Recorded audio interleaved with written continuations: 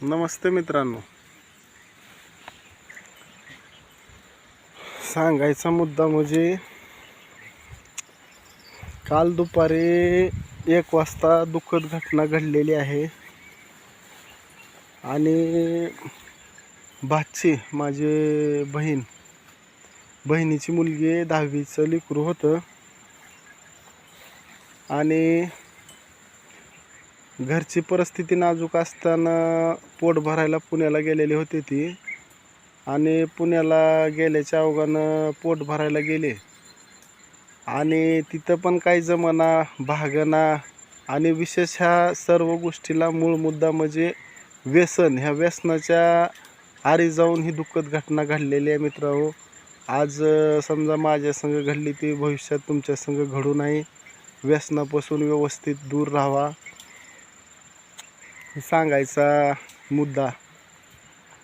आणि 10वीची मुलगी असताना घरच्या राग वैताग काय मॅटर, नवरा बायकोचा, घरची आर्थिक तंगी, शाळेचं शिक्षण, 10वीचं वर्ष आणि पुण्यातून विशेष सांगायचा मुद्दा म्हणजे पोट भरणा म्हणून मित्रांनो ते मुंबईला गेले. काहीच काम नसताना कुठं बहिणीनं धुणं भांडे करून जगायचं, लेकराला किती शिकवायचं आणि मेहण्याला पण काय शिक्षण कमी असल्यानं कुठं काही काम व्यवस्थित नव्हतं. मग कुठं बिल्डिंग येत ही काय काम करायचं त्यांनी. अशानं राग वैताग दुःखद घटना घडली. ही माझ्या संगत घडली, ती तुमच्या संगत घडू नये मित्रांनो, हे सांगायचा मुद्दा आहे. आणि एक्सपायर झाली बहीण. आज अग्निडाग झाला, मुंबईमध्येच झालतं ही. आणि मुंबईमधून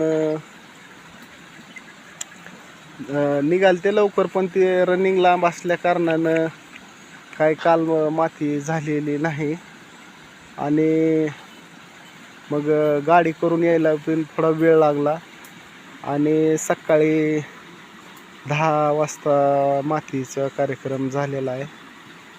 ह्या व्यसनाला आरी जाऊ नका आणि नुकसान करून घेऊ नका. आज सोन्यासारखं लेकरू पोटचा गोळा मातीत घालायचा म्हणजे वाईटच कृत्य आहे किंवा ही.